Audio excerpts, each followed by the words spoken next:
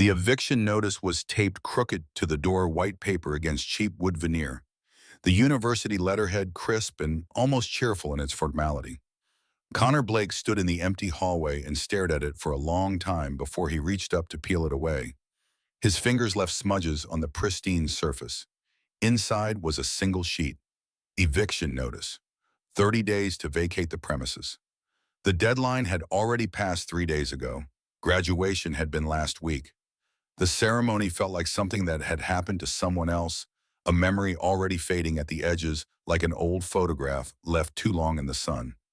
Connor had walked across that stage in a borrowed gown, 2 sizes too large, shaken hands with a dean whose name he couldn't remember now, and received a rolled piece of paper that was supposed to represent 4 years of his life.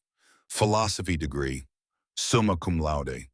His parents would have been proud, but his parents were 8 years dead. They had died on a winter night when Connor was 14. Black ice on a rural highway, a semi-truck with failing brakes. The physics of momentum meeting the fragility of the human body. The funeral was a blur of distant relatives and casseroles Connor couldn't eat. His Aunt Susan had taken him in because she was the only one who offered. She had 3 children of her own and a husband who worked double shifts at the automotive plant. There was always room at the dinner table, but barely. Connor learned early to make himself small, to need less, to ask for nothing.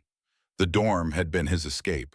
4 years of institutional housing, cramped and impersonal, but his. A narrow bed with a mattress that sagged in the middle. A desk scarred with the carved initials of a dozen previous occupants. A window that looked out over the parking lot where steam rose from the grates on cold mornings. It wasn't much, but it was the first place Connor had lived where he didn't feel like a burden. Now that was over. He pushed open the door. The room looked like a crime scene. The mattress was stripped down to the plastic cover. The walls were bare except for the pale rectangles where posters had hung. Everything he owned was crammed into 2 duffel bags and a cardboard box that had once held printer paper. The air smelled stale like old pizza and the ghost of cheap beer from parties Connor had never attended. Everyone else was gone. The building was empty. The silence had weight to it, a pressure that made his ears ring. Connor sat on the plastic mattress cover and it crinkled beneath him, loud in the quiet. His phone was on the floor battery at 14%. He picked it up and opened his banking app. The number stared back at him with brutal honesty, $217. He had a degree in philosophy, $83,000 in student debt that would follow him like a shadow for decades, and enough cash in his account to maybe survive 2 weeks if he was very, very careful. The math was simple. The math was terrifying. For the past 3 months, Connor had been applying for jobs. Any jobs, entry-level positions at consulting firms where they wanted critical thinkers. Administrative assistant roles where they wanted someone organized. Retail positions where they just wanted warm bodies. He had sent out over 100 applications. He had tailored cover letters until the words lost all meaning. He had followed up with emails that went unanswered. He had gotten exactly 2 interviews. The first was at a marketing agency downtown. The interviewer was a woman in her 30s with expensive highlights and a smile that never quite reached her eyes. She had looked at his resume, looked at him, and asked what practical skills he brought to the table. Critical thinking, Connor had said. Problem solving. The ability to analyze complex ethical frameworks and distill them into actionable insights. She had nodded politely and moved on to the next question. Connor knew before he left the building that he wouldn't get a call back. The second interview was at a call center on the edge of town. The job paid $12 an hour and required him to sell extended warranties on kitchen appliances to people who didn't want them. The manager had looked at his degree and told him he seemed overqualified. Connor had said he needed the work. The manager had said he'd let him know. He never called back. The world, it turned out, was not waiting breathlessly for a newly minted philosopher to solve its problems. The world wanted coders, engineers, people with certifications and internships and connections. Connor had none of those things. He had Kant and Heidegger and a desperate, creeping fear that he had made a terrible mistake. He looked around the empty room. This was it. This was the moment where he was supposed to have a plan, a backup, a safety net. But there was nothing. Just the eviction notice crumpled in his hand, the duffel bags packed with clothes he'd worn thin, and a future that felt like standing at the edge of a cliff in the dark, with no idea how far down the bottom was. His phone buzzed, email notification. He almost ignored it. Most of his emails lately were automated rejections, form letters that began with, "We appreciate your interest," and ended with, "We've decided to move forward with other candidates." The language of polite dismissal. But something made him click. The subject line was simple. Regarding the estate of Henry Blake. Connor stared at it. Henry Blake. His grandfather's name. A name he hadn't heard spoken aloud in over a decade. A name that carried the weight of family mythology, the kind of story that gets told in whispers and never quite makes sense. His grandfather had left when Connor's mother was 6 years old. Just walked out one day and never came back. The story as Connor had heard it from his Aunt Susan was straightforward and sad. He had gone west looking for work in the mines. He had sent a few postcards in the beginning, brief messages that said he was fine and working hard. Then nothing. Radio silence. Connor's grandmother had raised their daughter alone, working 2 jobs, never remarrying. When people asked about her husband, she would shake her head and change the subject. Connor's mother had never talked about him. On the rare occasions his name came up, she would get this distant look, like she was staring at something very far away that she couldn't quite bring into focus. Once when Connor was maybe 10 years old, he had asked her if she remembered him. She had been quiet for a long time, standing at the kitchen sink with her hands in soapy water. Then she said, "I remember a man who made me a wooden bird." That's all. Connor still had that bird. It was in the cardboard box wrapped in an old t-shirt to keep it from getting damaged. A small carved sparrow wing spread mid-flight, the wood smooth from years of handling. It was one of the few things he had kept from his childhood, one of the few physical connections to a past that felt increasingly unreal. And now here was his name in Connor's inbox, sent from a law firm in a town Connor had never heard of. He opened the email. It was formal, professional, the kind of language lawyers use when they are delivering news that could change everything or mean nothing at all. It explained that Henry Blake had passed away 3 months prior. It stated that Connor had been located through university records as his last known living descendant. It informed him that he was the sole heir to his estate. Estate. The word conjured images of sprawling properties and trust funds, the kind of wealth that solved problems instead of creating them. For half a second, Connor let himself imagine it. A house, money in the bank.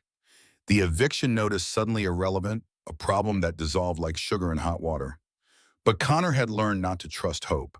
Hope was a trick your brain played on you right before reality showed up to kick your teeth in. He read the email again slowly this time. There was a phone number, Evelyn, Thornwood attorney at law, office hours 9 to 5. He looked at the time on his phone. 4:37. If he was going to call, it had to be now.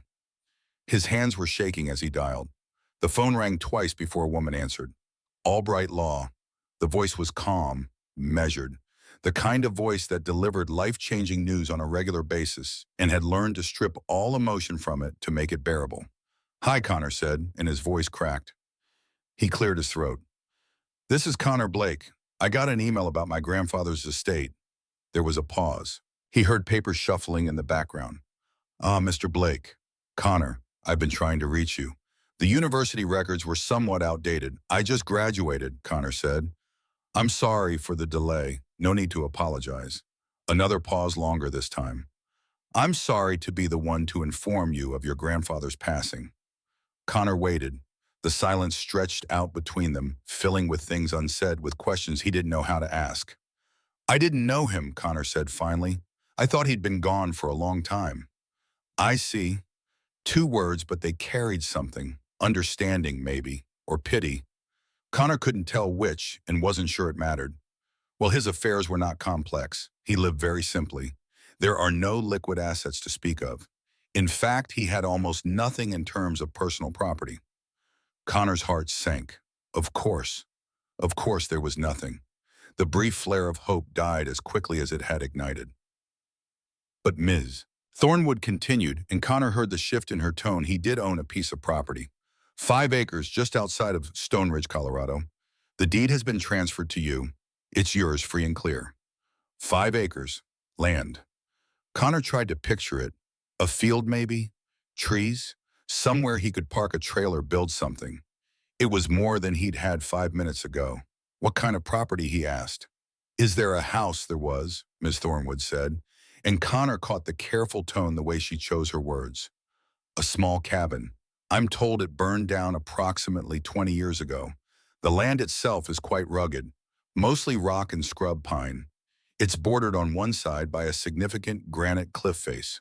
The county has it valued at next to nothing for tax purposes. Burned down, rugged, next to nothing.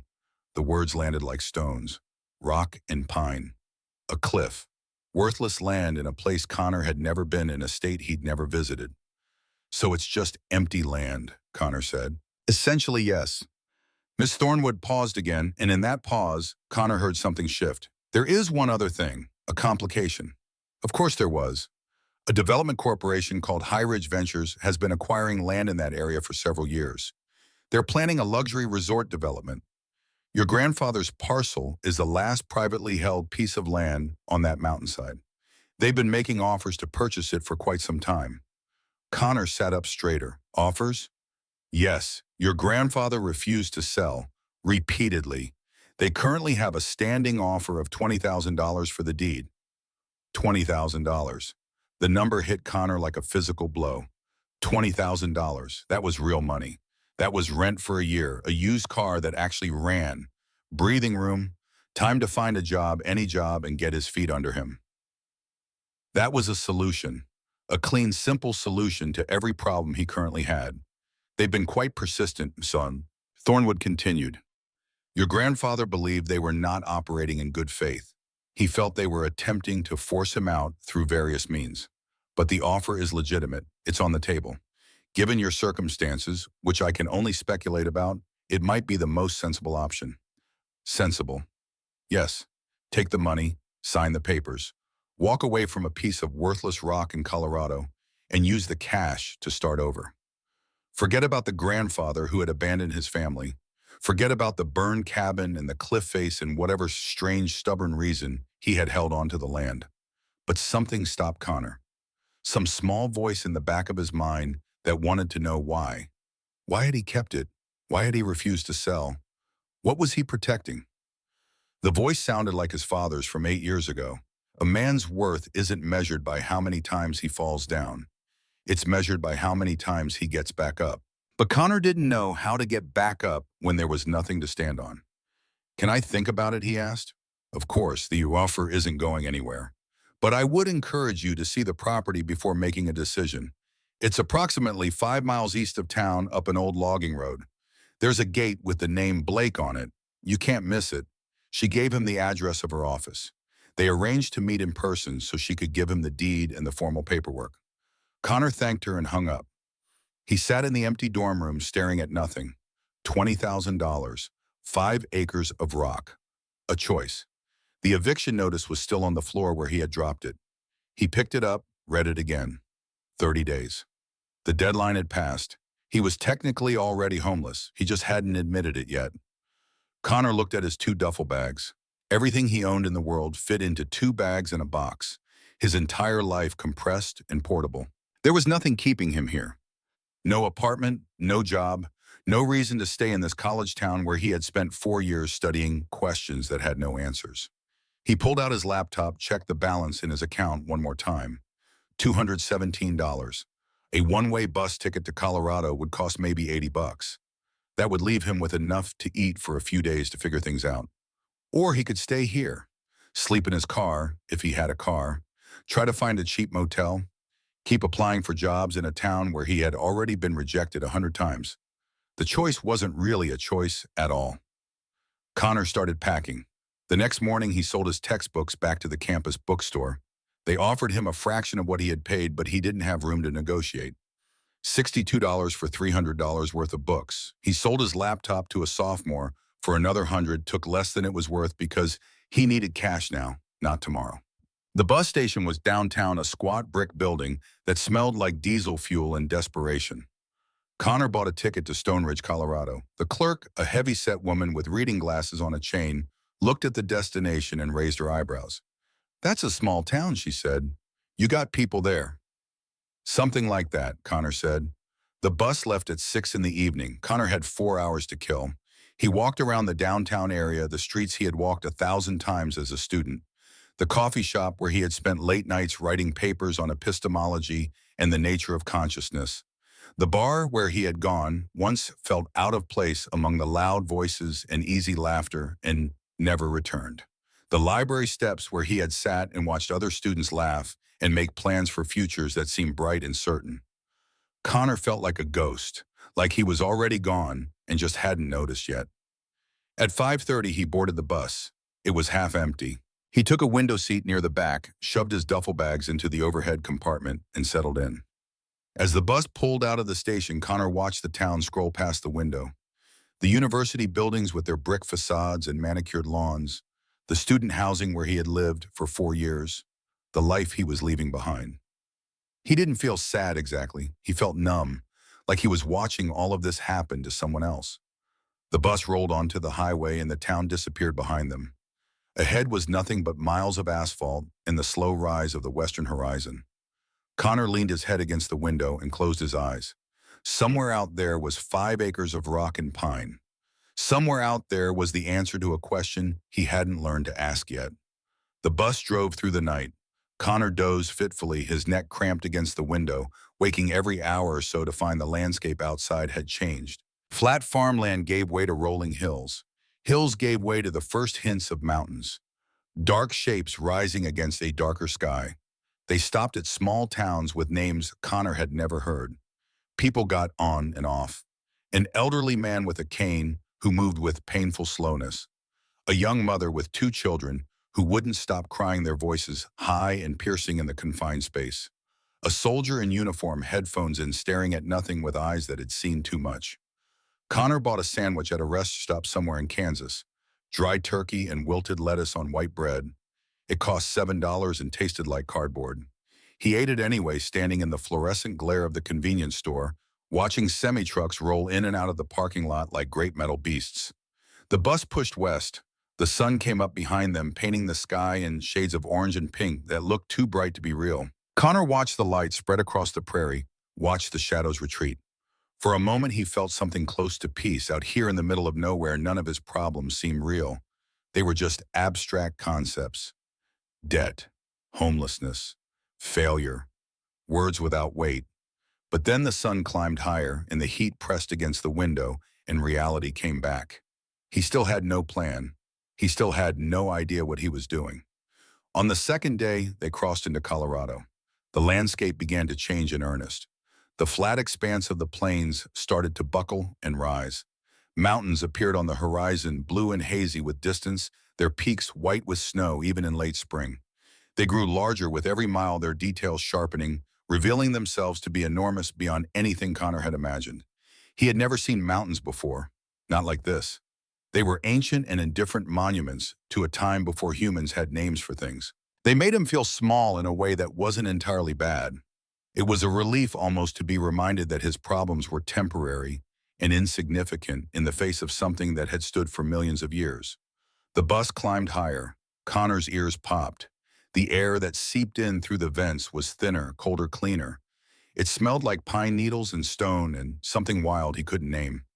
On the morning of the 3rd day, they pulled into Stone Ridge. It wasn't what Connor expected. He wasn't sure what he had expected exactly, but it wasn't this. The town was tiny, a single main street lined with wooden storefronts that looked like they belonged in a different century. A general store, a hardware store, a diner with a faded sign. Beyond the buildings, the mountains rose on all sides, hemming the town and making it feel like the bottom of a bowl. The bus hissed to a stop in front of the general store. Connor was the only one getting off. The driver opened the door and Connor grabbed his bags, stepped down onto the cracked pavement. The air hit him immediately, cold and sharp even though it was May. He could see his breath. The sky was a blue so deep it almost hurt to look at. Everything was vivid, saturated, more real than real. The bus pulled away and Connor stood there on the sidewalk alone. Stone Ridge. Population according to the sign he had passed on the way in, 842. It felt like less. The street was empty. A pickup truck was parked in front of the hardware store, its bed loaded with lumber. A dog lay in a patch of sunlight, too lazy to even lift its head as Connor walked past. Connor pulled out the map Ms. Thornwood had emailed him. Her office was above the hardware store. He looked up. Sure enough, there was a narrow wooden staircase on the side of the building leading to a second-floor door. He climbed the stairs. They creaked under his weight, protesting each step. The door at the top had a frosted glass window with Thornwood Law painted in gold letters that were starting to peel. Connor knocked. "Come in," a voice called. He pushed the door open. The office was small and cluttered. Filing cabinets lined one wall. A desk sat in the center, covered in papers and manila folders stacked with the kind of organized chaos that suggested someone who knew exactly where everything was. Behind the desk sat a woman in her 60s with sharp, intelligent eyes and gray hair pulled back in a severe bun. She looked up as Connor entered, her gaze moving from his face to his duffel bags and back again. "Mr. Blake," she said. It wasn't a question. "Connor," he said. "Please." She stood, extending a hand. Her grip was firm, her skin cool and dry. "Evelyn Thornwood, have a seat." Connor dropped his bags and sat in a worn leather chair across from her desk. She studied him for a moment, her expression unreadable. "You made it," she said. "I did. Long trip. 3 days on a bus." She nodded as if this confirmed something she had suspected. She opened a drawer, pulled out a folder, and set it on the desk between them.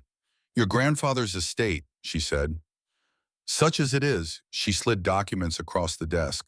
The deed, thick paper with an official seal, the tax assessment showing a value of $1,200, a hand-drawn map showing the property boundaries, the cliff marked with careful cross-hatching, and a thick envelope with the High Ridge Ventures logo embossed in the corner. "Their official offer," she said. "$20,000. They called me twice yesterday asking if I'd heard from you." Connor stared at the envelope. It looked heavy, important. "Before you decide anything," Ms. Thornwood said, leaning back in her chair, "I think you should see the land. Get a sense of what you're dealing with. It's about a 5-mile walk up the old logging road. The trailhead is on the east end of town. You'll see a rusted gate with the Blake name on it." She handed him the map. It was drawn in pencil on yellowed paper showing the main road. The turn off the property lines marked in precise detail. "There's one more thing," she said. She opened another drawer and pulled out a small brass key, tarnished old with a number stamped into the metal. "Your grandfather kept a safe deposit box at the bank here in town. This is the key. The contents are legally yours. I don't know what's in it. He was a very private man." Connor took the key. It was warm from her hand. It felt significant in a way he couldn't quite articulate, like it was a piece of a puzzle he didn't know he was trying to solve. "Thank you," he said. She nodded. "Take your time, Connor. This isn't a decision you need to rush. But understand that High Ridge isn't going to wait forever. They want that land. They'll do what they need to do to get it." "What does that mean?" Her expression darkened. "Your grandfather believed they weren't above using pressure tactics, legal harassment, making life difficult. I can't prove anything, but I've been practicing law in this town for 30 years. I know when something doesn't smell right." Connor left her office with the deed in his pocket, the key in his hand, and more questions than answers. The sun was high now, warming the street. He walked past the general store, past the diner, where the smell of coffee and bacon made his stomach growl, toward the east end of town where the pavement gave way to gravel. The logging road was exactly where she said it would be. A dirt track, rutted and overgrown, climbing steeply into the mountains. Connor adjusted his bags on his shoulders and started walking. The first mile was brutal. The road was more rocks than dirt, and the incline was relentless. His legs burned. His lungs struggled with the thin air, each breath feeling insufficient, like trying to breathe through a straw. He had to stop every few hundred yards to catch his breath, his heart hammering against his ribs. But as he climbed, something strange happened. The noise in his head started to quiet. The constant, anxious chatter about money and jobs and what came next began to fade. There was only the road, the trees, the mountains rising around him like the walls of a cathedral. After an hour of walking, he saw it. A gate half collapsed, leaning drunkenly to one side. Rusted metal overgrown with bushes that had pushed through the gaps. And wired to it a piece of weathered wood with faded hand-painted letters. Connor had to step close to read them. BLAKE. He pushed the gate. It shrieked in protest, metal scraping against metal, but it swung open. Connor stepped through, and for the first time in his life, he was standing on land that belonged to him. Ms. Thornwood hadn't been exaggerating. It was rugged. The ground was a chaotic jumble of stone and thorny undergrowth, dotted with hardy, wind-stunted pine trees that clung to the earth with grim determination. The property sloped steeply upward, and at the top, dominating everything, was a sheer wall of granite that soared hundreds of feet into the sky. It was massive, ancient, utterly indifferent to human concerns. It looked like the edge of the world. Connor scrambled up the incline, his hands grabbing at roots and rocks for purchase, his boots slipping on loose scree. Near the base of the cliff, he found what he was looking for: the ruins of the cabin. It wasn't much. A blackened stone foundation choked with weeds and wild grasses. A few charred timbers lying in a heap, slowly rotting back into the earth, their surfaces soft and crumbling to the touch. This was where he had lived. This was the home that had burned. Connor stood in the center of the foundation, trying to imagine it. A man living alone up here for decades, fighting to keep this worthless patch of rock. Why, he walked the perimeter of the 5 acres, a slow, methodical circuit. The land was useless for farming, impossible for conventional building. On 3 sides, it bordered other undeveloped forests, presumably now owned by High Ridge Ventures. But the 4th side, the northern edge, was the cliff, the rock wall. It wasn't just a border, it was the entire character of the place. It was ancient and immovable, a monument to something that existed before words, before names, before the brief flicker of human civilization. Connor put his hand against it. The stone was cool and rough, alive with lichen and moss in shades of green and orange and gray. It felt like he was touching the very bones of the world. As the sun began to dip below the western peaks, casting long, dramatic shadows across the landscape, Connor felt something unexpected wash over him. Not hope exactly, something quieter, something like recognition. He decided to spend the night.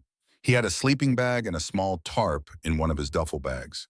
It seemed right to spend at least one night on the land that was his, even if he was going to sign it away tomorrow. Connor cleared a small patch of ground inside the old foundation, the flattest spot he could find. As he was scraping away leaves and loose stones, his fingers hit something hard and flat. It wasn't a rock. It was metal. His heart skipped a beat. He dug around it with his hands, his nails filling with dirt, working it free from the earth that had held it for who knew how long. It was a metal box, an old military-style ammo can, rusted but still solid. It was heavy, substantial. It took all his strength to pry the latches open. They groaned in protest, flakes of rust falling away like old skin. Connor lifted the lid. Inside, protected by a sheet of oilcloth, was a stack of leather-bound journals. A bundle of letters tied with twine, the envelopes yellowed and brittle, and a heavy canvas bag. Connor's hands were trembling as he opened the bag. It was full of old bills neatly stacked and wrapped in paper bands that crumbled at his touch. He counted it slowly, his mind numb with disbelief. Just over $10,000. Enough to live on for months. Enough to make a real choice. Beneath the money was another object. A small, handcrafted wooden bird, exquisitely carved, every feather rendered in perfect detail. Connor recognized it instantly. He had one just like it packed in his box of belongings. His mother had given it to him when he was a child. She said her father had made it for her before he left. But here was another one. A twin. A pair. The last thing in the box was a single thick envelope with Connor's name written on the front in a shaky, spidery hand. Connor sat on the cold ground, the setting sun painting the sky in shades of orange and purple and red that looked like the world was on fire. He opened the letter. The paper was thick, expensive, yellowed with age. The handwriting was difficult to read at first, letters formed with a trembling hand, but the words were clear. Connor, it began. My grandson. If you are reading this, it means I am gone and the lawyers have found you. I am glad. I worried they would not. I worried this place and this story would die with me. Connor's vision blurred. He blinked hard, forcing himself to focus. I hope you will forgive an old man for the silence. It was a silence born not of indifference, but of a long and difficult fight. A fight I could not ask your mother or you to join. A fight that cost me everything I held dear. The letter went on, page after page, the story unfolding in careful detail. Henry Blake hadn't abandoned his family. He had gone west to find work in the copper mines, sending money home every month, faithfully without fail. But there had been an accident, a cave-in that killed 7 men and injured a dozen more, including Henry. The mining company refused to pay compensation. They claimed it was human error. They needed someone to blame. Henry's partner, a man named Marcus Brennan, was offered a choice: testify against Henry, claim he had violated safety protocols and receive a promotion and a substantial bonus, or stand with Henry and lose everything. Marcus chose his career. Henry was blacklisted. He couldn't find work anywhere. Desperate and ashamed, unable to provide for his wife and child, he had used the last of his money to buy this small plot of land. He intended to build a cabin to establish something to send for them once he was on his feet again. But the company followed him. High Ridge Ventures, the corporate descendant of the mining company that had destroyed his life, wanted the land, not for what it was, but for what it contained: the mineral rights, the water rights hidden deep within that granite wall. They saw a future of luxury and profit, and Henry Blake was just an obstacle. The cabin fire hadn't been an accident. Connor read that line 3 times, the words refusing to make sense. It was arson. Henry had barely escaped with his life. After that, he knew he couldn't bring in his family here. It wasn't safe. So he made the hardest choice of all. He cut ties completely. He lived in a small trailer in town, working odd jobs, saving every penny, using what little he had to file legal challenges to create a paper trail of resistance. He became a ghost in his own life, watching from a distance as his daughter grew up, got married, had a son. "I couldn't give your mother the life she deserved," the letter said, "and I couldn't be this grandfather you deserved. All I have to give you is this rock, this dirt, and a choice." Connor had to stop reading. Tears were streaming down his face, hot against his cold skin. He cried for the grandfather he had never known. He cried for the mother who had died believing her father had abandoned her. He cried for all the years of lonely struggle this man had endured. All for a principle, all for Connor. The letter concluded with a final paragraph that broke something open in Connor's chest. "The money in this box is what I saved. It is not much, but it might be enough to give you a start. You can take it and their money and go build a life for yourself. There is no shame in that. You owe me nothing. But if you have even a sliver of my stubbornness in you, you can use it to stay, to make a stand. The choice is yours. It has always been yours. Your loving grandfather, Henry Blake." The sky was dark now, littered with more stars than Connor had ever seen in his life. The Milky Way stretched overhead like a river of light. The air was cold and clean. The silence was absolute except for the wind moving through the pine trees with a sound like breathing. Connor was alone, sitting in the ruins of a burned-down cabin on a worthless piece of land with a box of money and a ghost's final wish. And for the first time since his parents died, he didn't feel lost. He felt found. Connor knew what he had to do. The $20,000 from High Ridge Ventures wasn't an opportunity. It was an insult. It was the price tag on 40 years of his grandfather's suffering on a man's entire life, reduced to a transaction. He would not sell. But as that decision settled into his bones with the weight of an oath, reality followed close behind. How was he supposed to survive? Winter was coming. In the Rockies, winter wasn't a suggestion. It was a death sentence for the unprepared. He needed shelter. He needed a home. Connor had no skills, no money to hire help, and no time to learn traditional building methods. The land was too steep, too rocky for conventional construction.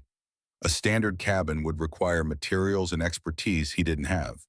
He spent the rest of the night sleepless, wrapped in his sleeping bag, staring up at the stars and the massive granite wall that loomed over everything like a sentinel.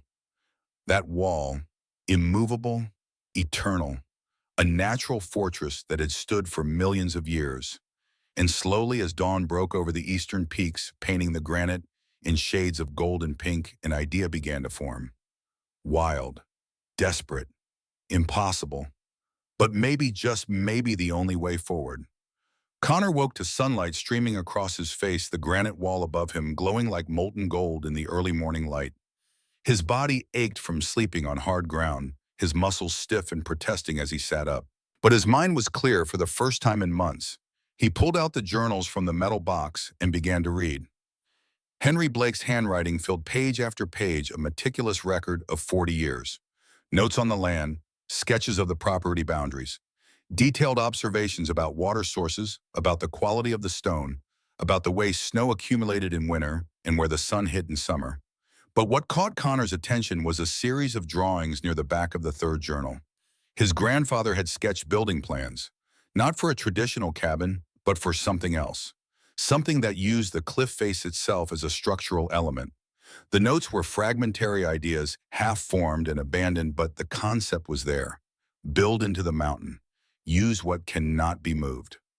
Connor stared at the drawings, then up at the granite wall. The idea that had been forming in his mind suddenly seemed less insane. What if he didn't have to build 4 walls? What if he only needed 3? He walked to town that morning, the 5 miles downhill, passing quickly as his mind raced with possibilities. The general store was open, a bell jingling as he pushed through the door. The interior smelled like coffee and sawdust and something indefinably old. A man behind the counter looked up from a newspaper. "Help you," Connor hesitated. "I need to do some research. Is there internet access anywhere in town?"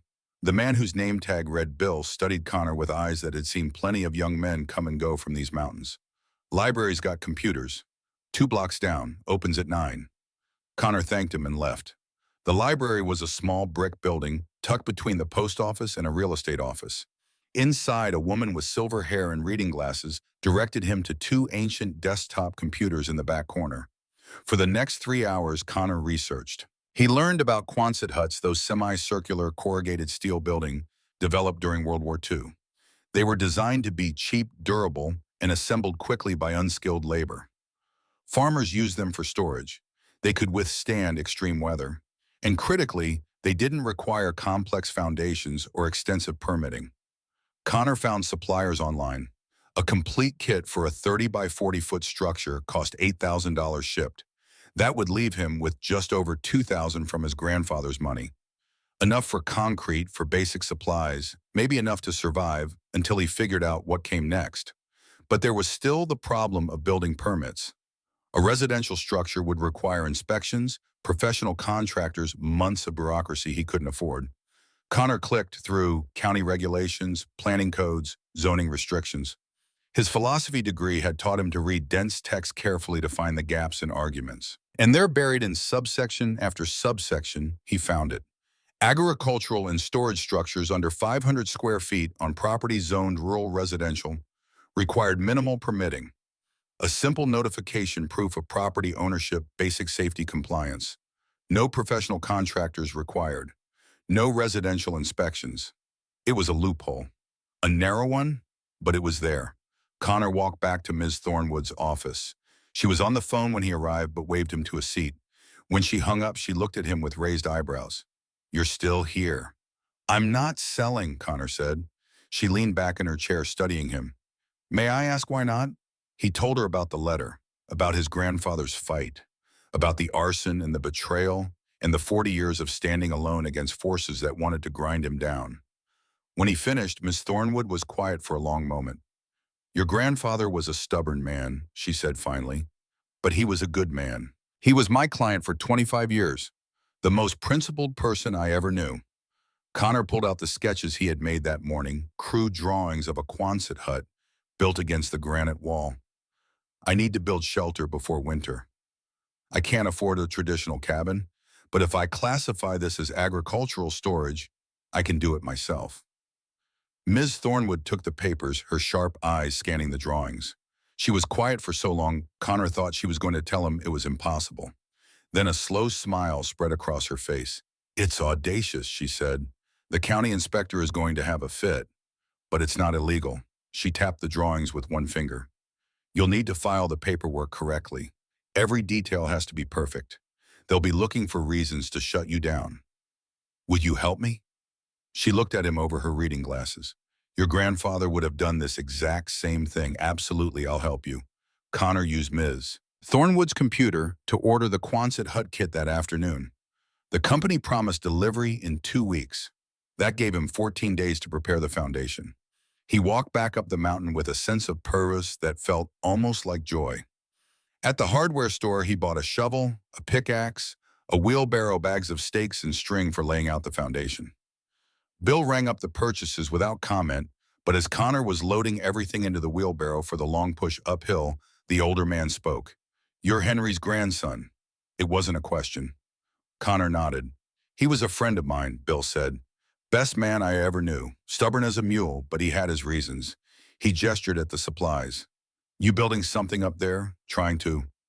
Bill looked at him for a long moment, then reached under the counter and pulled out a worn paperback book. Foundation Basics. You're going to need this more than I do. He pushed it across the counter. And if you need help, you ask. Don't be too proud. Connor took the book throat tight. Thank you. Bill just nodded and went back to his newspaper. The work began the next morning. Connor had never done manual labor like this. He had worked summer jobs in college, mostly in air-conditioned offices, filing papers, and answering phones. This was different.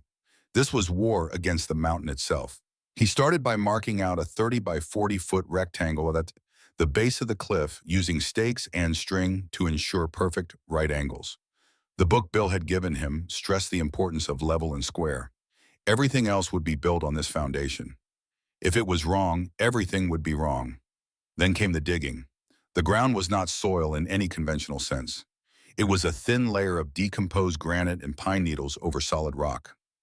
Connor spent the first day with the pickaxe breaking up stone, his hands forming blisters that burst and bled and formed again. The shovel scraped against bedrock with a sound that set his teeth on edge.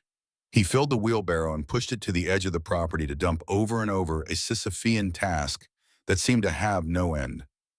By sunset of the first day, he had cleared maybe 10 square feet. He needed 1,200. Connor sat on a boulder as darkness fell, his body trembling with exhaustion, and did the math. At this rate, it would take him 4 months to clear the foundation. The Quonset kit was arriving in 2 weeks. Winter would come in 4 months. He was going to fail. The despair was physical, weight in his chest that made it hard to breathe.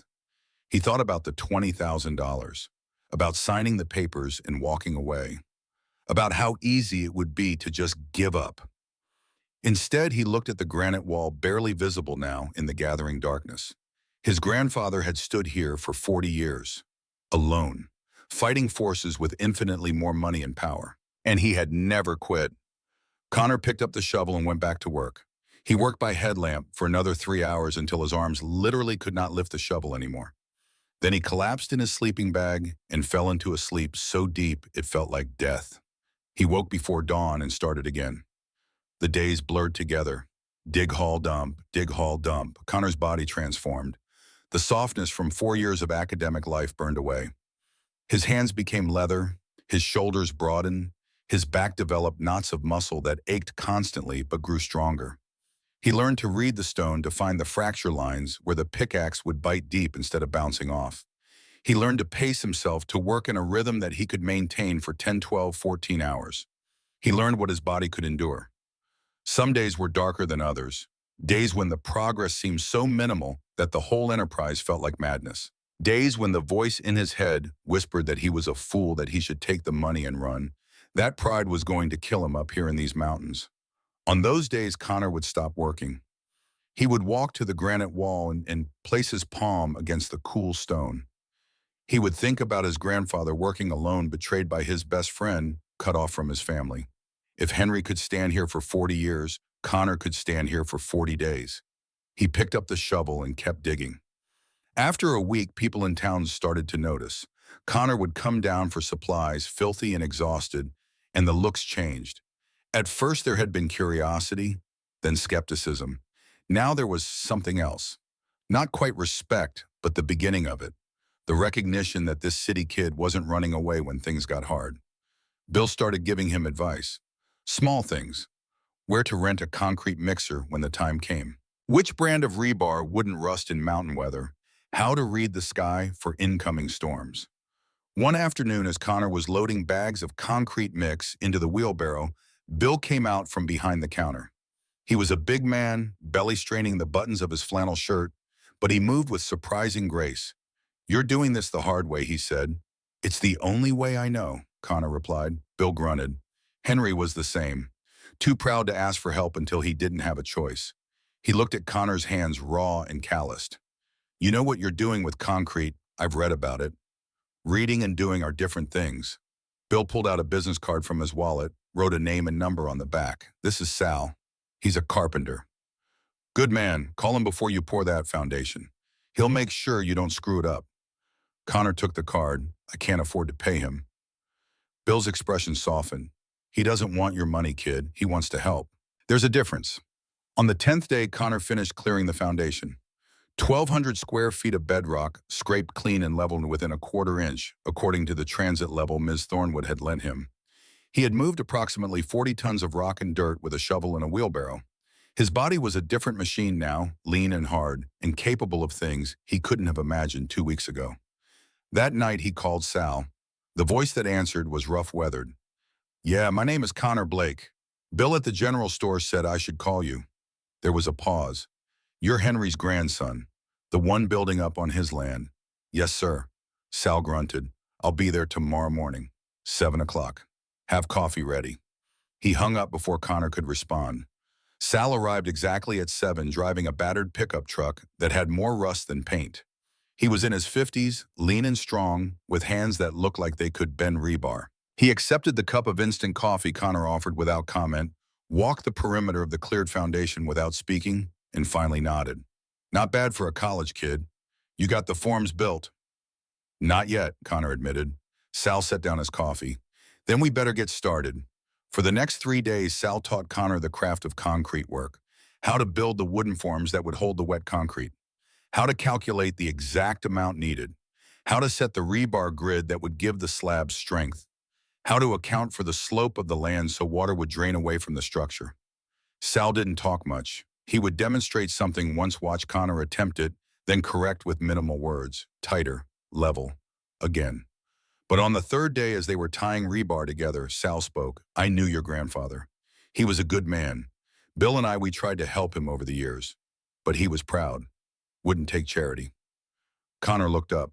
"What was he like?" Sal was quiet for a moment, his hands never stopping their work. "Stubborn, honest. He'd give you the shirt off his back, but if you crossed him, that was it. He had principles, and he didn't bend them for anyone." He looked at Connor. "High Ridge tried everything. Money, threats. They made his life hell. He never gave an inch." "What happened with the fire?" Sal's jaw tightened. "Nobody could prove anything, but we all knew." "Fire started at 2 in the morning. Henry barely got out. Lost everything he owned. The county investigated, called it accidental. But Henry knew better. He looked at the granite wall. After that, he lived in a trailer in town. Kept the land out of spite, I think, to prove they couldn't break him. Did it work?" Sal smiled, a brief flash of teeth. "You're here, aren't you?"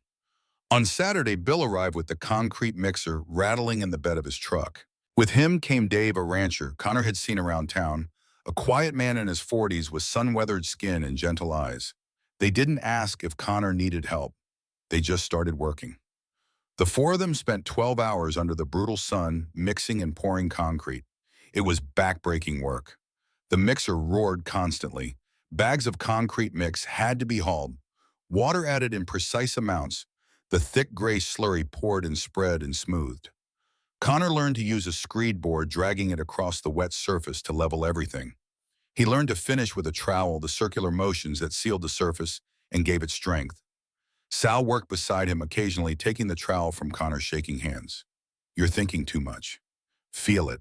The concrete will tell you what it needs."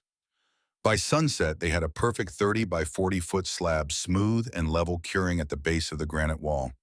It gleamed in the fading light like a promise. As the three men were packing up their tools, Connor tried to thank them. The words came out clumsy and inadequate. Bill waved him off. "Henry would have done the same for any of us." He looked at Connor seriously. "High Ridge has been bullying this valley for too long. It's about time someone pushed back." Dave spoke for the first time all day. His voice was soft. "My grandfather lost his ranch to them. Pressure tactics, legal fees he couldn't afford. They're not good people." Sal clapped Connor on the shoulder, his hand heavy as a stone. "You're not alone in this, kid. Remember that." They drove away in a cloud of dust, leaving Connor standing beside his foundation. He looked at what they had built together. It was more than concrete. It was a statement, a line drawn in the stone. The Quonset hut kit arrived 3 days later on a massive flatbed truck. The driver took one look at the narrow logging road and laughed. "You want this up there?" He jerked a thumb toward the cliff visible in the distance. "Good luck, kid." He dropped the entire pallet of curved steel panels and bundled struts at the gate. It was up to Connor to get it the final quarter mile up the mountain. For 2 days, Connor hauled every single piece up that steep track. Each panel was awkward and heavy, 40 to 60 pounds of corrugated steel that caught the wind and fought him every step. The wheelbarrow became his enemy and his closest companion. Load push dump over and over. His legs screamed, his back was a constant fire. The skin on his palms even calloused as they were split open again.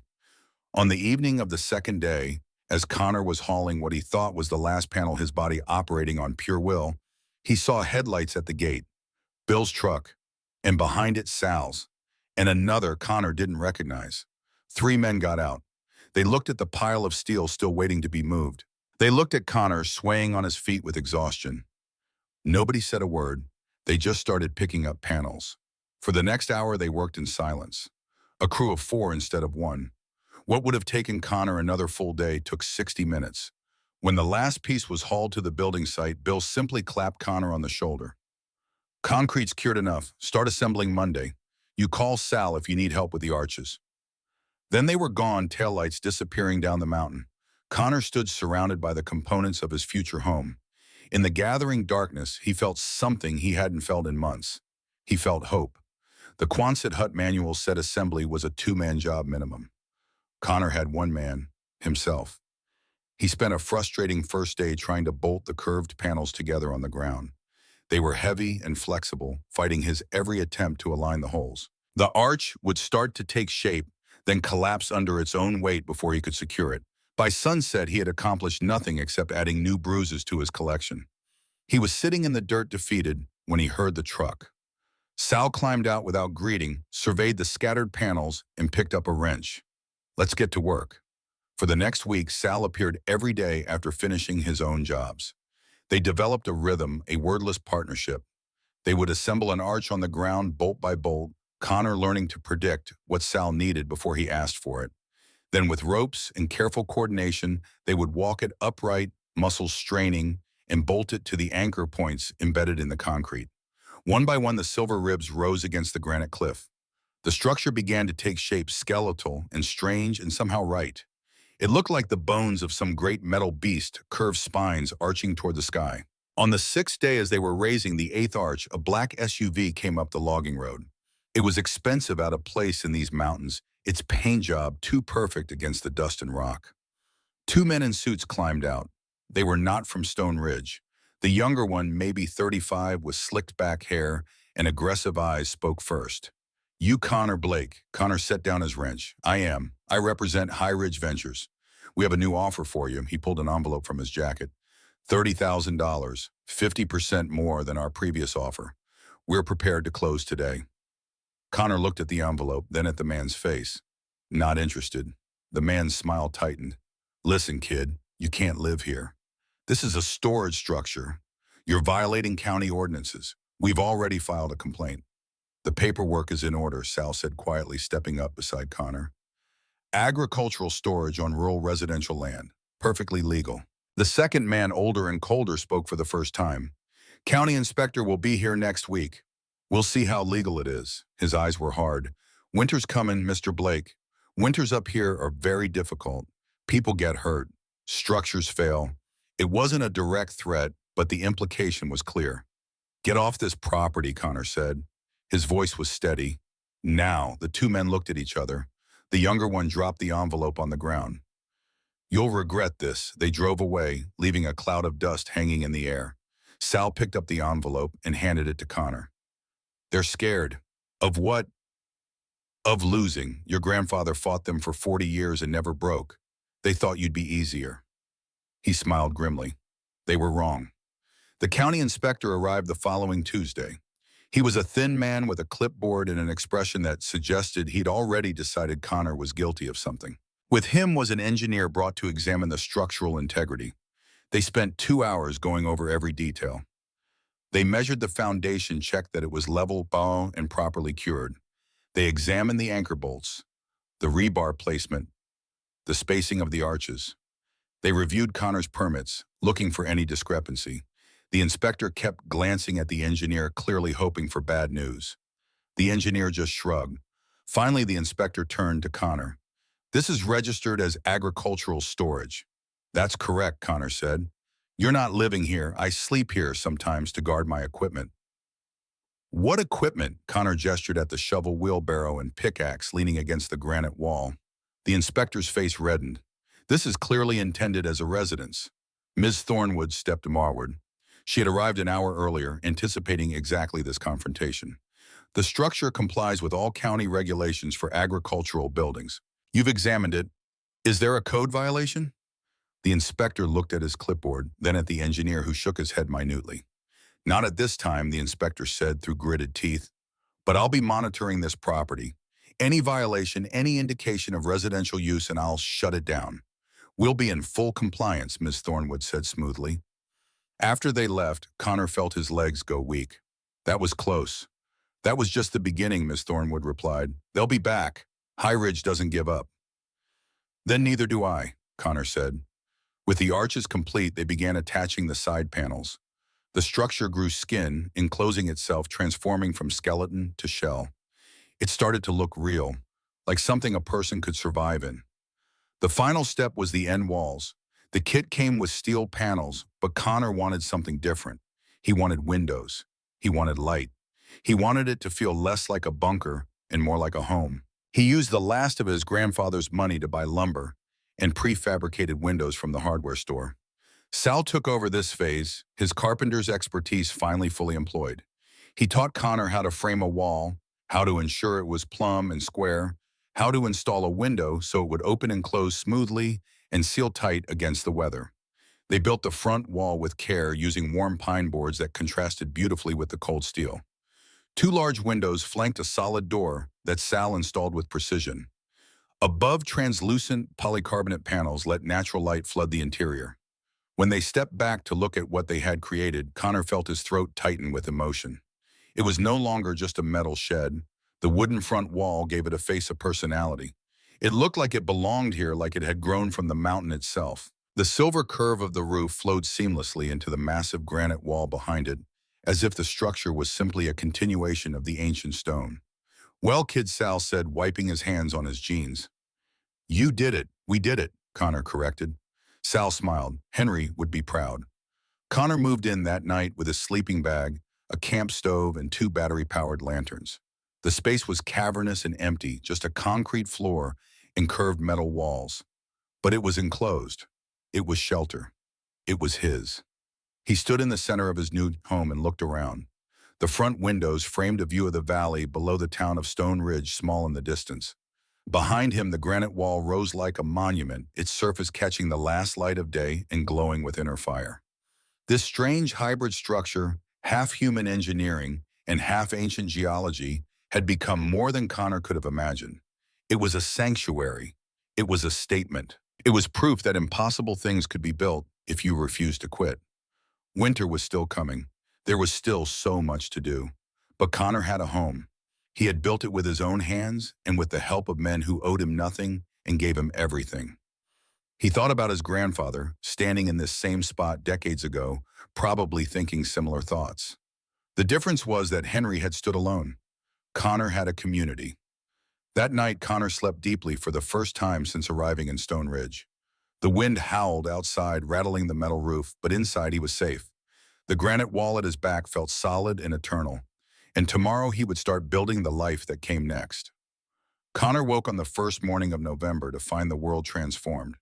Snow had fallen during the night, silent and relentless, covering everything in white.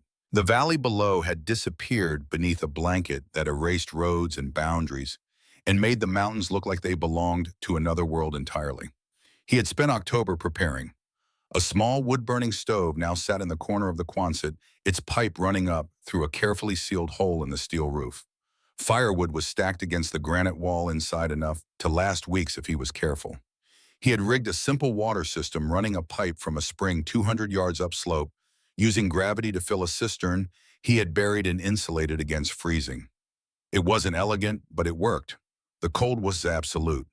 Connor's breath fogged in the air inside the structure, despite the stove burning hot. He fed it another log and watched the flames dance behind the glass door. The heat radiated outward slowly, fighting against the mountain's chill. He thought about the safe deposit box key he still carried in his pocket. In all the chaos of building, he hadn't made time to go to the bank. Today seemed like a good day for it. The walk down to town took twice as long in the snow. Connor's boots broke through the crust with each step, his legs burning with the effort. But the air was crystalline and perfect, each breath sharp and clean in his lungs. By the time he reached Stone Ridge, his face was numb and his fingers ached despite his gloves. The bank was a small brick building next to the post office. Inside, it was warm and quiet. An elderly woman behind the counter looked up as Connor entered, snow dusting off his shoulders. "Help you? I need to access a safe deposit box." Connor pulled out the key. It was registered to Henry Blake. The woman's expression softened. "You're his grandson. I heard you were up there building." She stood moving slowly. "Come with me." She led him to a back room lined with small metal doors. She used her master key and Connor's key together to open box 217. She pulled out a long metal container and set it on the table. "Take your time," she said, and left him alone. Connor opened the lid. Inside were more journals, their leather covers worn soft with age. A thick folder of legal documents. Geological surveys with Henry's handwritten notes in the margins. A stack of photographs held together with a rubber band that crumbled when Connor touched it. He spread the photos on the table. The first few were of a young Henry Blake, strong and healthy, smiling beside another man of similar age. They wore mining gear, hard hats, and dust-covered clothes, arms around each other's shoulders, in the easy camaraderie of men who trusted each other with their lives. Connor turned one photo over. The handwriting on the back made his blood run cold. "Marcus Brennan and me, 1975. Mining partners. Brothers. Before." Before what? Connor flipped through more photos. Henry and Marcus laughing. Henry and Marcus holding up chunks of ore. Then photos that shifted in tone. Marcus in a suit, shaking hands with men in ties, a promotion certificate visible in the background. Henry alone, thinner, his smile gone. The last photo showed Marcus at a podium with a sign behind him that read, "High Ridge Ventures Annual Shareholder Meeting." The date stamp said 1992. Connor's hands were shaking as he opened the legal folder. Inside were documents from the mine collapse investigation, witness statements, the official report that blamed Henry Blake for safety violations, and there, highlighted in yellow by Henry's own hand, was Marcus Brennan's testimony. "Mr. Blake repeatedly ignored safety protocols. I warned him multiple times that his actions could lead to catastrophic failure. The collapse was a direct result of his negligence." It was a lie. Connor knew it was a lie because the next document in the folder was a letter from the mining company to Marcus Brennan, dated 1 week before the investigation concluded. "In recognition of your cooperation and valuable testimony, we are pleased to offer you a promotion to Assistant Operations Manager with a salary increase of 40% and immediate eligibility for executive benefits." They had bought him. They had bought Marcus Brennan's betrayal with money and a title, and Marcus had sold out his best friend without hesitation. At the bottom of the box was a sealed envelope with Connor's name written across it in the same shaky hand as the first letter. Connor opened it with trembling fingers. "Connor," it began, "if you have opened this box, you know about Marcus, the man I called brother, the man who destroyed my life for a promotion. I could have exposed him. I had the evidence. I could have sent it to newspapers, to lawyers, to anyone who would listen. But I didn't. Not because I forgave him. I will never forgive him. But because I understood something that took me years to learn. The punishment Marcus Brennan lives with every day is worse than anything I could have done to him. He has to wake up every morning and look at himself in the mirror knowing what he is, knowing that he traded honor for money, that he sent good men to their graves with his lies, that he built his entire life on a foundation of betrayal. That is a prison he can never escape. But if he comes for this land, if he tries to take from you what I have protected, then you have my permission to use the truth. Not for revenge, for justice. There is a difference. The truth is the most powerful weapon you have, Connor. Use it wisely. Your grandfather, Henry." Connor sat in that quiet bank room for a long time, staring at the evidence of a betrayal 40 years old. Marcus Brennan, CEO of High Ridge Ventures, the architect of every threat, every pressure tactic, every attempt to steal this land. It all made sense now. This wasn't just business. This was personal. This was Marcus trying to erase the last evidence of his crime to finally silence the man he had betrayed. But Henry Blake was beyond his reach now, and Connor wasn't going to let him win. December came with storms that lasted for days. Snow piled in drifts 6 feet high against the Quonset steel walls. The wind screamed across the mountain, a sound like the world ending. But inside, Connor was warm. He had learned the rhythms of the stove, how much wood to feed it, how to bank the coals at night so they would last until morning. He had learned to read the weather, to know when a storm was coming by the smell of the air and the way the light changed. He had learned to be alone without being lonely. The journals kept him company. He read through Henry's life page by page, year by year.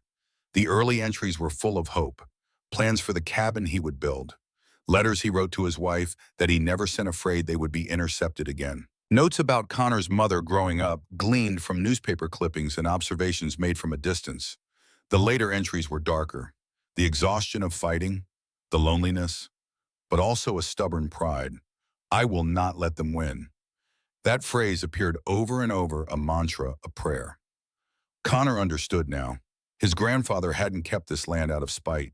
He had kept it because giving up would have meant Marcus was right.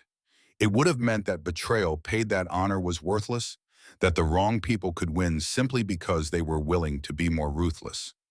Henry Blake had stood on this ground for 40 years to prove that some things matter more than money, more than comfort, more than the easy path. Connor was determined to stand for 40 more. Spring came slowly to the mountains, the snow retreating inch by inch, revealing a world reborn. Connor had survived his first winter, more than survived. He had thrived in his own way, growing stronger in the solitude, more certain of who he was and what he was protecting. He began to improve the Quonset. He installed a small solar panel array on the south-facing slope, enough to power LED lights and charge a phone. He built a simple outdoor shower fed by the spring that produced water so cold it made him gasp, but left him feeling more alive than any hot shower ever had. He cleared a patch of ground and started a garden, working compost into the thin soil, planting seeds that Bill assured him would grow at this altitude. The land was changing him. Or maybe it was revealing who he had always been underneath the uncertainty and fear. His body was lean and hard now, his hands permanently calloused, his face weathered by sun and wind. When he looked in the small mirror he had hung on the wall, he saw someone who looked like they belonged here. In late May, a sleek black SUV came up the logging road. Connor was working in the garden when he heard it, the expensive purr of the engine, out of place among the bird calls and wind. A man stepped out. He was in his mid-60s with silver hair and sharp blue eyes. He wore jeans and a casual button-down shirt, trying for approachable, but everything about him screamed money and power. Connor knew who he was before he spoke. "Connor Blake," the man said. His voice was smooth, practiced. "I'm Marcus Brennan." Connor stood slowly, wiping dirt from his hands. "I know who you are." Marcus looked surprised. "Do you?" Connor walked toward him, stopping a few feet away. "I found my grandfather's journals. All of them. I know what you did in 1975. I know how you built your career." The color drained from Marcus's face. He recovered quickly, but not quickly enough. "Connor, that was a long time ago. Things were complicated. You don't understand. I understand that you betrayed your best friend, that you lied under oath, that 7 men died because the company cut safety measures and you helped them cover it up." Marcus's jaw tightened. "I was trying to survive. I had a family. I made a choice. You made a choice that destroyed my grandfather's life." They stood in silence, the mountain wind moving through the pine trees. Marcus looked past Connor, at the Quonset, at the garden, at the life Connor was building. "I came here to make you an offer," Marcus said finally. $75,000, nearly 4 times what the land is worth. You can walk away from this. Start a real life. Go to graduate school. Buy a house somewhere warm. Stop playing pioneer up here in the wilderness." Connor smiled, and it wasn't a kind smile. "This is my real life. This land isn't for sale. Not for 75,000. Not for 750,000. Marcus's facade cracked. "You're a fool. You're throwing away your future for a worthless piece of rock. For what principal pride that's not worth anything in the real world?" Connor stepped closer. "My grandfather stood on this ground for 40 years, alone, fighting men like you who think everything has a price. He lost his family, his health, his chance at happiness, but he never lost his integrity. Can you say the same?" Marcus's face twisted with something that might have been pain. "You think you're better than me. You think your grandfather was some kind of saint?" He was stubborn and stupid, and it cost him everything. He was a man who knew right from wrong, Connor said quietly. And when faced with a choice, he chose right even when it was hard, even when it cost him everything. You chose wrong because it was easy, because it benefited you, and you've been living with that choice for 40 years. I've been successful, Marcus said, but his voice shook slightly. Have you, Connor asked? Do you sleep well at night, mister? Brennan, when you look in the mirror, are you proud of what you see? Marcus didn't answer. The silence stretched between them, heavy with decades of guilt and pain and choices that couldn't be unmade. Get off my land, Connor said. Marcus stood there for another moment, and Connor saw something break behind his eyes. The CEO mask slipped entirely, revealing an old man who looked tired and defeated and very, very alone. I'm sorry, Marcus whispered. The words seemed dragged out of him against his will. For what I did to Henry, for all of it. I've wanted to say that for 40 years, then say it publicly, Connor said. Tell the truth about what happened. Make it right. That would destroy me. My company, my reputation, everything I've built, everything you built was built on a lie.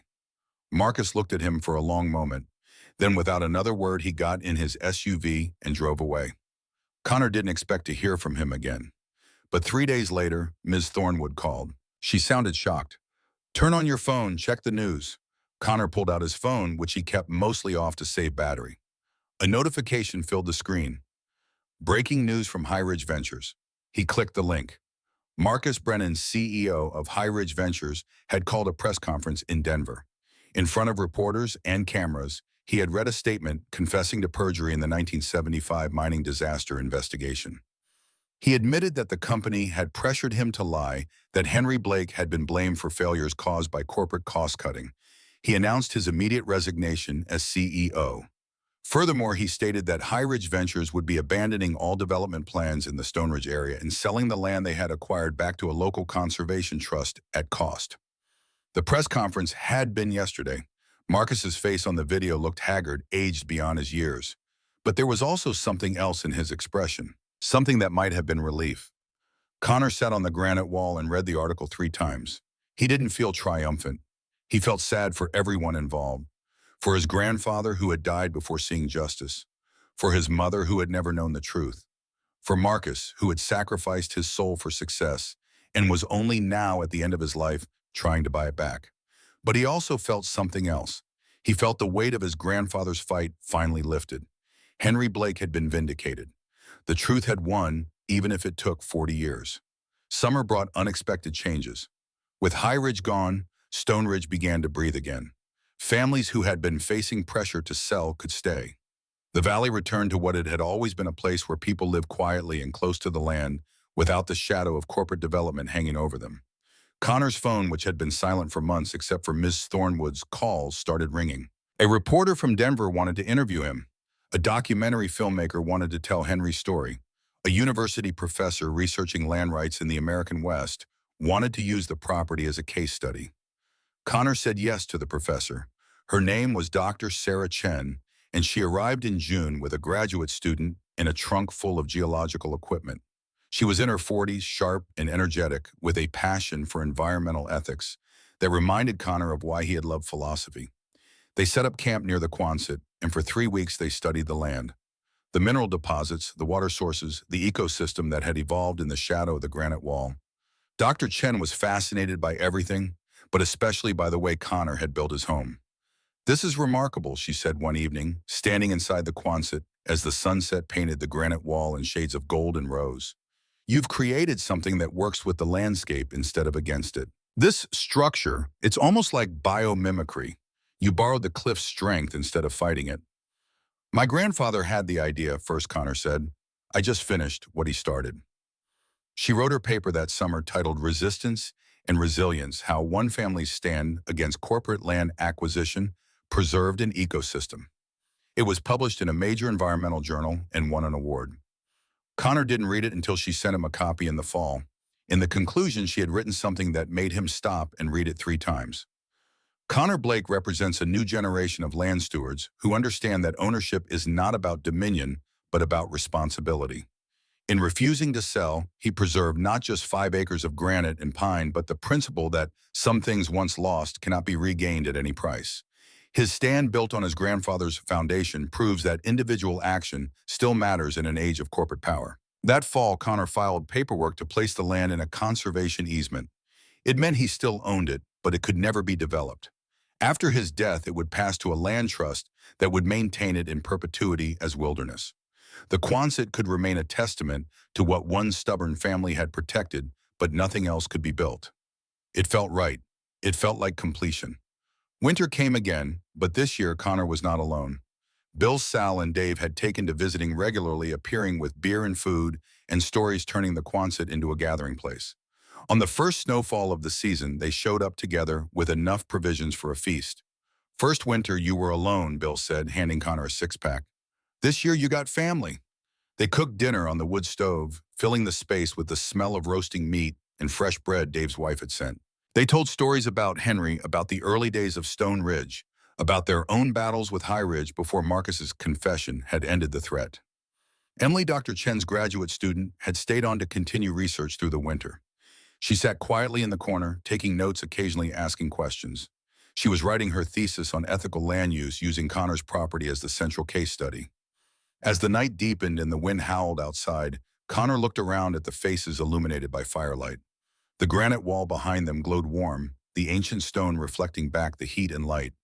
His small home felt enormous, filled with life and laughter and the kind of belonging he had never known in his old life. This is what his grandfather had fought for. Not the land itself, but what it represented. Community, principle, the right of people to stand their ground against forces that saw everything as a commodity to be bought and sold. Near midnight, when the others had settled into sleeping bags scattered around the floor, Connor stepped outside. The snow had stopped. The sky was clear and filled with more stars than seemed possible. The Milky Way stretched overhead like a river of light. He walked to the granite wall and placed his palm against it, the stone cold enough to burn. He thought about Henry standing in this exact spot decades ago, making the choice to fight rather than flee. "Thank you," Connor whispered to the night, to his grandfather, to the mountain itself. "Thank you for showing me what it means to stand." A year later, on the anniversary of his arrival in Stone Ridge, Connor sat on the small porch Sal had helped him build. The valley below was green and alive, the town barely visible in the distance. Behind him, the Quonset stood solid and permanent, its steel weathered but strong, the granite wall rising eternal at its back. He had a letter in his hand written to the mother he had lost. "Mom," it read, "I found him. The man you thought abandoned you. The truth is harder and better than we ever knew. He didn't leave because he didn't care. He left to protect you. Every choice he made, no matter how painful, was made out of love. I understand now what it means to be a man. Not the easy things like success or wealth or comfort, but the hard things, standing when it's easier to run, fighting when it's easier to surrender, choosing what's right even when it costs you everything. I'm living on his land now in a house I built with my own hands and the help of good people. It's not much, but it's mine, and I will hold it like he held it for as long as I breathe. I hope you're proud. I hope you both are. Love, Connor." He burned the letter in a small fire, watching the smoke rise toward the sky. It felt like a prayer, like a promise kept. As winter approached again, Connor stood in the doorway of his home and looked out at the world he had chosen. The mountains stood eternal. The granite wall rose behind him like the hand of God, and he knew with absolute certainty that he was exactly where he was meant to be. He thought of his grandfather's words from that first letter. A place to stand your ground. That's what this land was.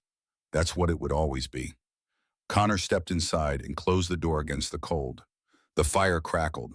The walls held strong. And in the marriage of human will and ancient stone, in the shelter built against impossible odds, he had found something more valuable than any amount of money. He had found home. He had found purpose. He had found proof that one person standing firm could make a difference. The Quonset hut gleamed in the fading light, a silver arc pressed against granite that had stood for millions of years and would stand for millions more. It looked like it had always been there, like it belonged, and perhaps it did. Perhaps some things are meant to be built not by chance, but by necessity, by stubbornness, by love. Connor Blake had arrived in these mountains with nothing but debt and despair. He had built a home from steel and stone and sheer determination. But more importantly, he had built himself into someone his grandfather would have recognized, someone his parents would have been proud of, a man who knew what mattered, a man who stood his ground, a man who understood that the measure of a life isn't what you gain, but what you refuse to surrender. As darkness fell and the first stars appeared in the deepening sky, Connor sat by his fire and felt the presence of all those who had helped him, Bill and Sal and Dave, Miss Thornwood, Dr. Chen and Emily, and most of all, Henry Blake, whose sacrifice had made all of this possible. The land was quiet, the granite wall stood watch, and in the space between human ambition and natural permanence, Connor had found his place in the world. He was home, finally completely home.